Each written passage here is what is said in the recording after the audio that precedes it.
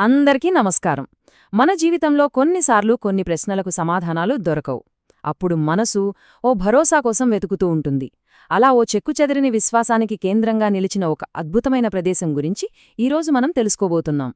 పెళ్లి వయసు దాటిపోతోందనే బెంగ, చుట్టువాళ్ల ప్రశ్నలు, మనసులో ఏదో తెలియని అలజడి, ఈ ఒత్తిడి చాలామంది అనుభవించేదే. ఇది ఒక్కరి సమస్య కాదు, ఎన్నో కుటుంబాల ఆవేదన. ఇక పెళ్లయ్యాక సంతానం కోసం ఎదురుచూపులు. ఆ ఎదురుచూపులు ఏళ్లు గడుస్తున్నా ఫలించకపోతే ఆ బాధ మాటల్లో చెప్పలేనిది. ఎన్ని హాస్పిటల్స్ తిరిగినా ఆశలు నెమ్మదిగా సన్నగిల్లుతున్నప్పుడు దిక్కెవరూ అనిపిస్తుంది. ఈ సమస్యలు వ్యక్తిగత జీవితానికే పరిమితం కాదు కదా. చదువు మధ్యలోనే ఆగిపోయినా, ఎన్ని ప్రయత్నాలు చేసినా సరైన ఉద్యోగం రాకపోయినా భవిష్యత్తు అంధకారంగా కనిపిస్తోంది. అయితే ఇలాంటి ఎన్నో చిక్కుముడులకు ఒకే ఒక్క చోట దైవిక సమాధానం దొరుకుతుందని భక్తులు చాలా గట్టిగా నమ్ముతారు. మరి ఈ సమస్యలన్నింటికీ సమాధానంగా నిలిచే ఆ దివ్యక్షేత్రం ఏది? ఆ పరిష్కారమేంటో ఇప్పుడు చూద్దాం. ఆ సమాధానమే ఈ బొటనబావి. ఎన్నో ఏళ్లుగా, తరతరాలుగా భక్తుల నమ్మకాన్ని నిలబెడుతున్న ఒక పవిత్ర తీర్థమిది. ఈ పేరు వినగానే ఏదో తెలియని ఆసక్తి కలుగుతోంది కదూ. అసలు విషయం ఏంటంటే, ఈ బావిలో ఉన్న నీళ్లే ఇక్కడికి ప్రాణం.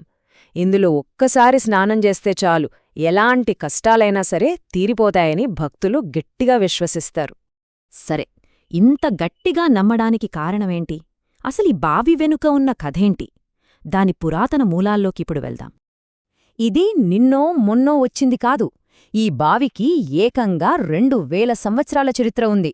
ఆలోచించండి, 2000 ఏళ్ళు! ఇంత సుదీర్ఘ చరిత్రే దీని పవిత్రతకు ఒక నిదర్శనం.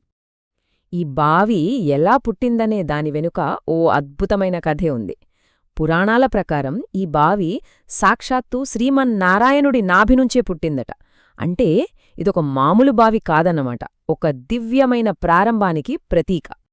స్థల పురాణం ఏం చెబుతోందంటే, ఈ బావిని స్వయంగా నారాయణుడే మిగతా దేవతలతో కలిసి కట్టారట.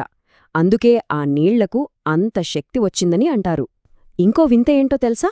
ఆ బావిలో నీళ్లు కిందెక్కడ ఉండవు, మనం చెయ్యి పెడితే అంది అంత పైకే ఉంటాయట. అంతేకాదు, ఆ బావి రాళ్లమీద దేవతలే స్వయంగా ఏవో అక్షరాలు రాశారని కూడా చెప్తూ ఉంటారు. మరి ఇంత గొప్ప బావి ఎక్కడుంది? ఈ పవిత్ర స్థలాన్ని చూడాలంటే ఎక్కడికి వెళ్ళాలి? ఇది మన కాకినాడ జిల్లాలోనే పెద్దాపురం నియోజకవర్గంలో దివిలి అనే ఊళ్ళో ఉందన్నమాట. చుట్టుపక్కల గోదావరి జిల్లాల వాళ్లైతే దీన్ని మరో తిరుపతి అనే అంత భక్తితో కొలుస్తారు. ఇక్కడి గుడిలో కొలువైన స్వామి శృంగారవల్లభస్వామి. ఆయనే శ్రీమన్నారాయణుడి స్వరూపం. ఈ ఆలయానికి కొన్ని ప్రత్యేకతలున్నాయి. అన్నింటికన్నా ముఖ్యమైన, అద్భుతమైన విషయమేంటంటే, మనం ఎంత ఎత్తుంటామో గర్భగుడిలో ఉన్న స్వామి కూడా మనకు అంతే ఎత్తులో కనిపిస్తారట. భలే ఉంది కదూ! అందుకే గోదావరి జిల్లాల్లో వాడపల్లి తర్వాత అంత ఫేమస్ ఈ గుడి. భక్తులు తమ కోరికలు తీర్చమని స్వామిని ప్రేమగా 7 వారాల శృంగారవల్లభస్వామి అని కూడా పిలుచుకుంటారు. ఏ పుణ్యక్షేత్రానికైనా అసలైన బలం భక్తుల నమ్మకమే కదా. ఈ బావి కథ కూడా తరతరాలుగా సజీవంగా ఉందంటే దానికి కారణం అక్కడికొచ్చేవాళ్ల గట్టి నమ్మకమే.